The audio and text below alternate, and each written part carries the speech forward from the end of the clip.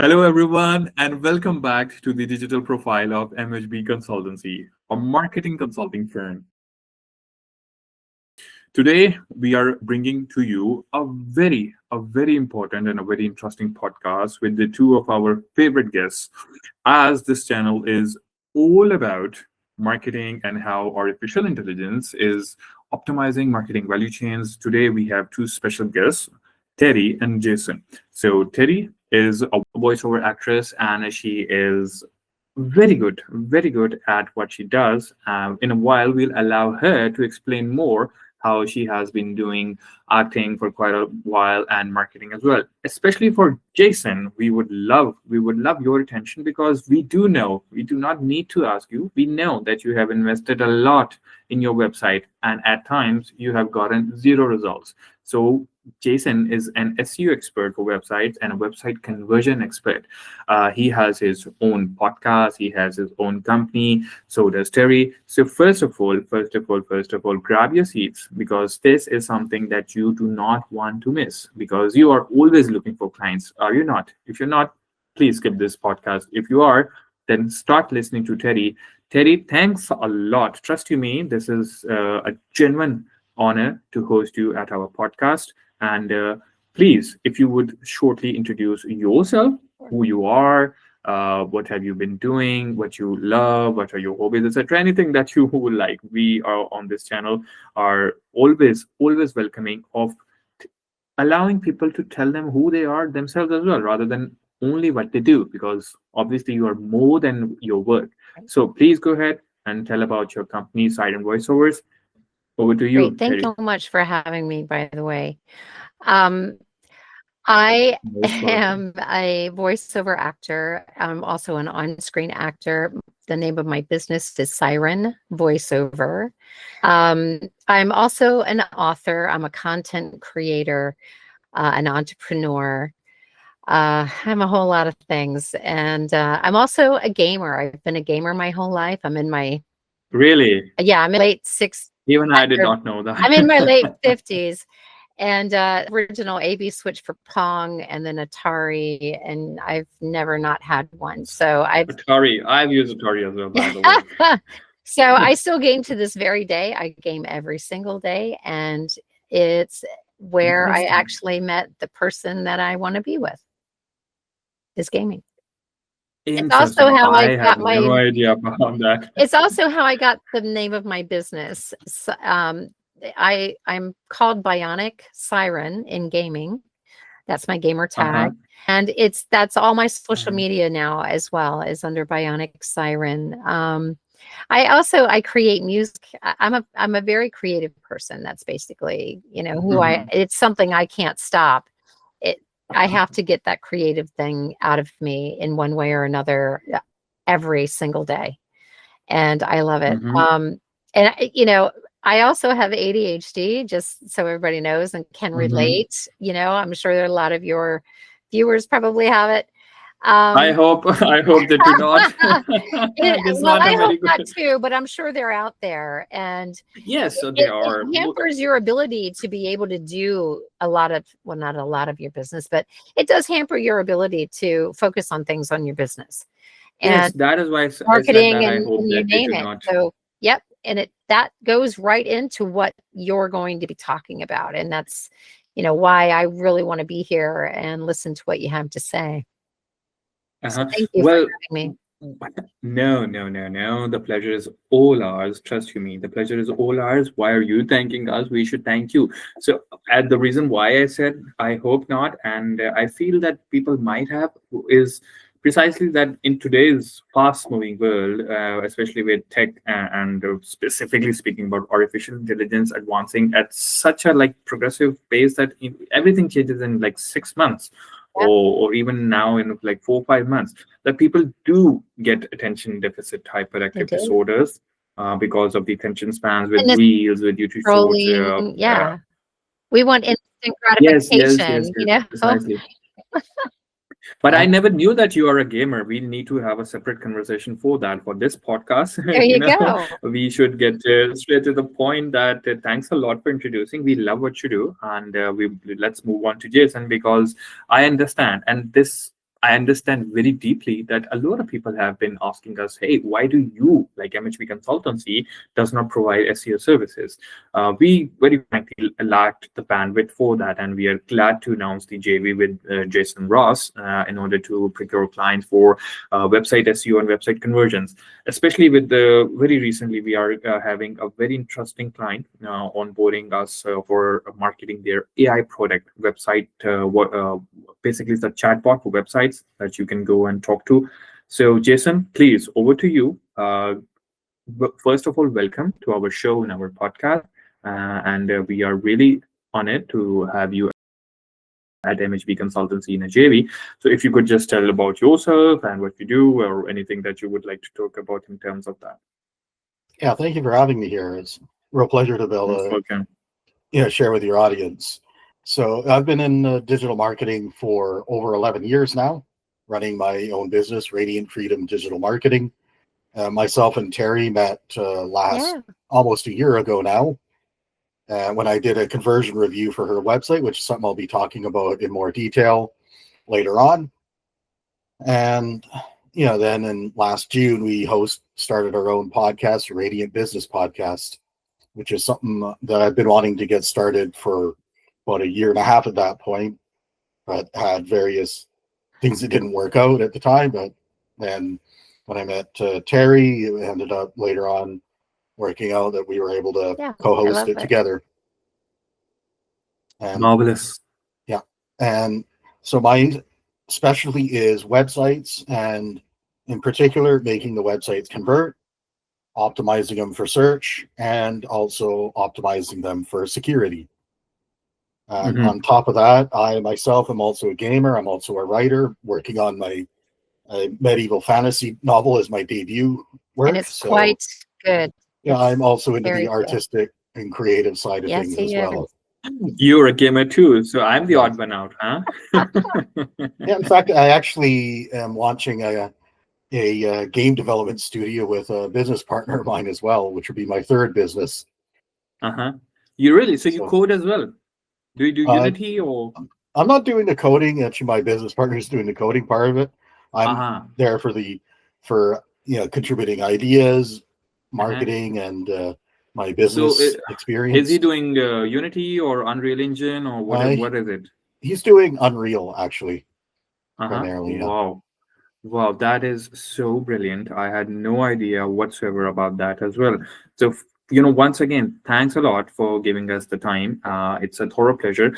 Okay, so both of you, what specifically do you believe is the biggest challenge for today's solopreneurs, startup founders, and or SMBs? Because that is our primary target market, especially in North America, excluding Mexico, obviously, Canada and US, because this is something that we get asked a lot. And very frankly, since MHB Consultancy is primarily a consulting firm, we try to avoid hard services, because providing hard managed services like getting the work done by ourselves is a bit tricky. Like every day, the policies of platforms like YouTube, LinkedIn, Meta are updating. So keeping up with those, especially with having in-house teams, is getting more trickier. So in terms of both of your businesses, what challenges do you believe that today's entrepreneurs are having specifically? If you could address in terms of digital marketing, that would be great as well. Terry, I guess you first. I'd say, flooding people with emails is never a good thing. So it matters what your emails say. So if you're automating that, it needs to stand out, but also you don't want to flood people with them. I think that that's probably bad for your business.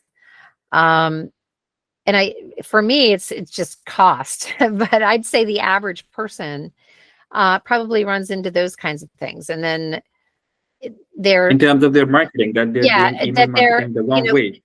Well, if they're only doing just that, if they're not sending mail or whatever on top, or, even doing media, they're going to suffer. Their businesses will suffer.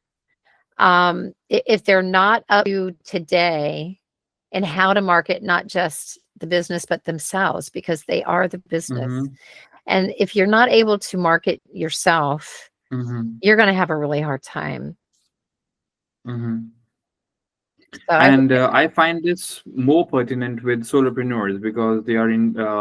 They need to, as you just mentioned, that they need to be the face of the company. right. So they have to do personal branding. Yeah. And what I understand that we, by the way, if you did not get the chance, and I'm not only speaking to both of you, I'm talking to my audience as well, that if you did not get the chance to view the video that we made about 8 months or 10 months ago about email marketing, so you can learn in around 5.5 minutes how to do mail merge. So mail merge is a feature of Outlook where you can send mass emails. However, not only the copy but also the sort of context that you have matter a lot. What you are selling is basically a solution, and what you are selling should be felt as that you're giving a solution to the specific problem of the business or the company, that whatever you're targeting, whether it is an NGO, NPO. So thanks a lot, Terry, for that. And Jason, what do you think about that? Today's challenges with, especially with so much competition all over the world, because the international economy is somewhat shrinking. So people are, having to fight for the same piece of cakes. The size of the cake has not increased much. So what challenges do you see in your daily life, in your businesses, that people are facing in terms of digital marketing? I would say the one I hear most commonly is businesses that are looking for more leads to, because that's seems to be the most challenging thing, is knowing who to contact that is an ideal customer that potentially has the problems that you have the solutions for. And then the second thing is being able to effectively communicate that to your customers, because like I mentioned in my intro website conversion reviews, and so let me get into a little bit more about what that is. That's a complimentary service that I go have. ahead. That where I will actually analyze a website using my expert knowledge about what does and doesn't work, especially for small businesses, because that's what I focus on working with, is the smaller businesses, is what types of marketing does and does not work for them. So, and then I will rate the website across 5 key areas that we'll talk about more later, as to how effective each of those is currently implemented, as well as provide what are the main issues that I'm seeing on the website and what are my recommended fixes for those issues. So and one of the common issues that I come across during those reviews is ineffective communication. They'll use the wrong headlines, the wrong messages in their in the body of their website. If I were to... No, I was just going to say, instead of, seeking guidance on, how to grab a person's attention through their marketing, because, a solopreneur isn't necessarily going to think that they might act. They're really not. And they have to also know who they are. They have, because otherwise it doesn't translate. Like you say, authenticity, it matters even in a small business. Yes. If I were to rank, very honestly, if I were to rank how very well articulated was that, Jason, I would definitely give it a 10 out of 10, because this is something that I feel, as you closed what you were saying, what you were talking about is, the point was communication. Each and everything is communication. If I reach out, and as mentioned, that MHB Consultancy is also a marketing consultancy firm, what I've found in my experience over the past decade of marketing is that people generally lack at communicating, whether that is a website SEO, because in essence, if you are working hard to bring your website up into the search results, what you are doing is you're trying to communicate that you exist, you do this, and you are trying to show it to the person who is looking for that solution. Why I chose to incorporate artificial intelligence into marketing value chains is that these two things are primarily the same thing. How?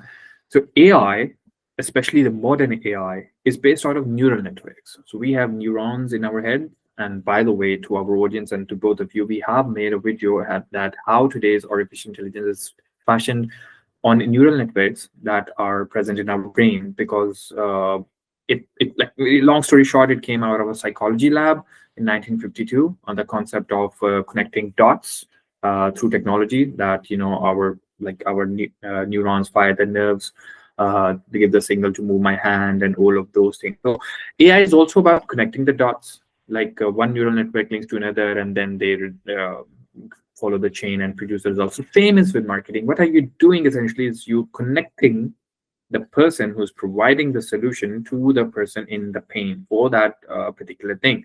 So in essence, it is all about communication. Even this piece of video, we are making like sort of a marketing communication, not only for our company, but also for our clients, our audience, that they need to learn. So moving onward, Terry, if I may ask you, you are using technology day in, day out in terms of helping your clients market themselves, like getting the sales, but in your own business as well. So please allow me that if I ask you that how are you deploying AI into your workflows, and especially as Jason mentioned, that people are mostly looking for leads. However, do you not think, it is an open question, and Jason, if you would like to jump in, do you not think that maximizing profits, well, not even maximizing, increasing profits, because maximizing implies that there is a certain ceiling that you are to hit for your profits. Do you not feel that increasing profits can be done in a way that you reduce your costs as well? Why are you always looking, and I'm talking to all of the solopreneurs, the startups, the SMBs, sometimes corporates as well, why are you looking to increase sales if you do not have maybe the operational bandwidth for that? Yes, you can deploy your AI to do the work, but if you've not figured out your AI stack as of yet, why not increase your profits in a way that you can reduce your cost and get those sort of clients that you are specifically looking for, rather than you just taking any order that you get? That would be optimal, obviously. Nobody wants to waste their time, sending your information to people who don't need it, don't have any idea why they would need it. They don't care. So for me, though, I think every business could use my voice, because that is what I do. Well, every business could use a voice, I should say, not necessarily mine. Mm-hmm. But, my voice is suited for certain industries and certain things. So definitely, I want to reach the people that would be the most likely to have me either audition or just hire me.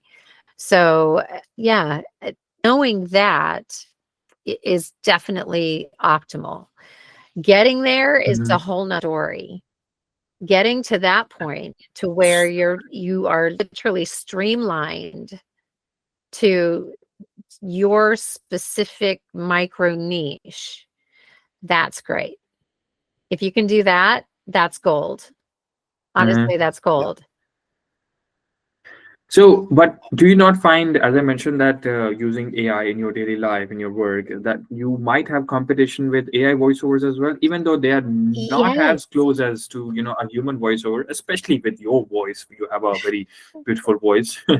So it's distinct. What are your thoughts on that? Yeah, I'm aware that it's distinct. So I'm not necessarily concerned about AI taking over in voiceover. It's going to take over some, of the niches of voiceover, like IVR, because I do a lot of IVR. I think that there'll still be businesses that want a real voice. I think it's never going to go away. It's just that not going to need as many people that are in it right now. So it is going to eliminate some. It really is going to eliminate some jobs. They're talking about even making, I know that they're talking about making movies that look real but are made with AI, right? So even in theory, replacing actors altogether. So, and we're not talking about a cartoon or an animation. We're talking something that looks really real, but has no actors in it. They didn't have to pay anybody. Mhm. You see what I'm saying? So what's going to end up happening, Yes, I yes, we think, do. is, at least in my industry, I think you're really going to have to be one of the best, first of all. And you're also going to have to make it more something that is worth the work, the production itself. I think it's going to have to come down to things get made that are going to be really good, in other words. And they're using the best of the actors and production companies and so on. Because I suppose my you. industry is kind of Go ahead. dying already, just so you know. Yes, precisely. I suppose you hit the nail on the head because more and more people would love a human connection, a human feel to that, rather than as you mentioned, that just going about viewing a bot and hearing that robotic sound and just feeling inundated that, okay, this is something that is one that I'm thing that, experiencing. We need when it human comes connection. to, say, voice, that AI just can't replicate is that genuine human emotion. Right, the nuance. Yes. It can Yes. try and imitate it, but It doesn't one work of the things that, that's one of the things that for me. anytime anyone sees an AI video, They know. whether or an AI voice in games or film or anywhere like that, it seems like it just immediately stands out. People just And a lot kind of of people pick are up turned off on there's by it. something not right off. There's Yeah. something off about this, And it is, and then they pick up on it's AI. well, not just that it's AI, but the reason that they pick up on it is that lack of emotion, genuine, Exactly. authentic emotion. And when they don't have that, Precisely. that's why they're disconnected from it and they're turned off by it. They've done a few studies that actually do show that people don't want AI. At least not in, like, when they're So, doing something that's supposed to be a human thing. yes, They don't like it. but if you please, if you allow me, may I go to Jason, your point that does this not translate into us, like AI marketeers, implementing AI at the back end? Because what you do is not exactly a client-facing role. Terry is obviously, interacting with people, whether directly or indirectly. But as we discussed, that we couldn't talk about a point over here, that how you are deploying AI in website SEO, and what are you doing for website conversions. But you are deploying it at the back end. You are utilizing it on a daily basis, but no one is concerned. They are just looking to, like, have the sales funnel developed from you and have the website ranked done. So your work is not public in that sense, that it's not coming in the light of the day. But at the same time, it is an integral part of yours. So if you might want to expand a little on that. Yeah, where I see AI really fitting into my business in marketing is actually on backhand repetitive roles. So research assistant is a great application of Yes. AI to, Mhm. as well as to help create, like, for example, in marketing, the book I mentioned earlier, which is called Noel's Honor. Me and my social media manager have implemented AI to help us get ideas for topics. And we don't Mhm. necessarily use the exact wording that the AI suggests, but we Obviously, you will, do not. we will take that and say, that topic concept is a good concept, and we'll use that as a quick way of getting a good, brainstorming out a good list of topic concepts. Then Mhm. my assistant will then, my social media manager will then put together, the So contents let me ask you for the this. campaign based off of that. Uh-huh. So Is allow one me to ask example. you this. Uh-huh. Okay, another example would be backlinking. Are you, Yeah. utilizing it for your backlinking as well? Currently, I haven't, although that is something that is on my radar to look at Mm-hmm. options for doing that.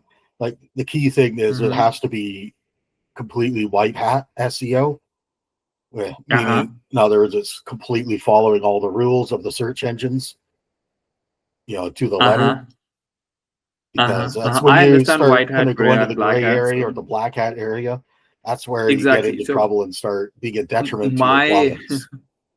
I thought that you might touch upon the point that what we used to do, at least we are not currently offering that solution because of, as I mentioned earlier, that the bandwidth that we have.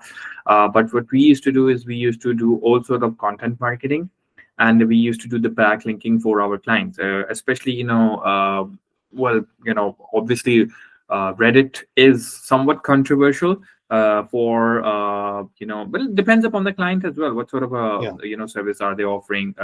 Like whether that is B2B, B2C, up service or product, but especially Quora. People generally underestimate the ranking power of Quora with the question answers over there, because generally people are obviously there's when they go to a search engine they're putting in keywords or some small phrases, but if they go and ask a full-fledged question, example is that how do I implement AI in my business? So Quora is all about questioning and answering. So we used to do that, especially by using Perplexity. We used to backlink our clients' services and their pages, and sometimes ourselves as well. But obviously, we work mostly for our clients rather than developing our own assets brand. But that and other mediums as well, blogs, YouTube comments, LinkedIn messages, LinkedIn comments as well. We used to generate content and then backlink it for our media materials.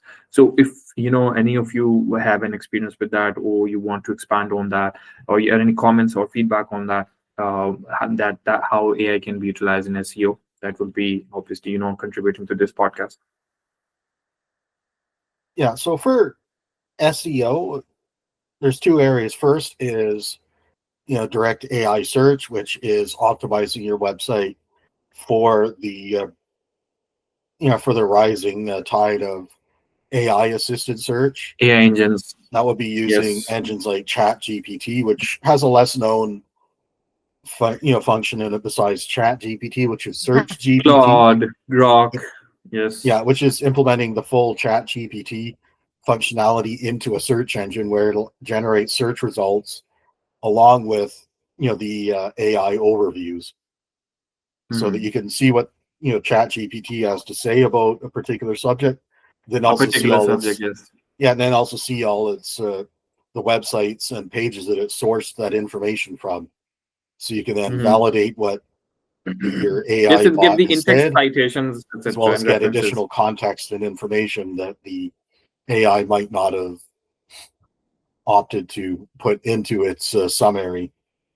And what about the off-page SEO? You just mentioned about the AI engines. What about the off-page SEO for search engines? Well, for me, my focus has been primarily on-page SEO. So using blogs, picking targeted keywords, and that's another area where I see incorporating SEO into things can be a benefit. Is in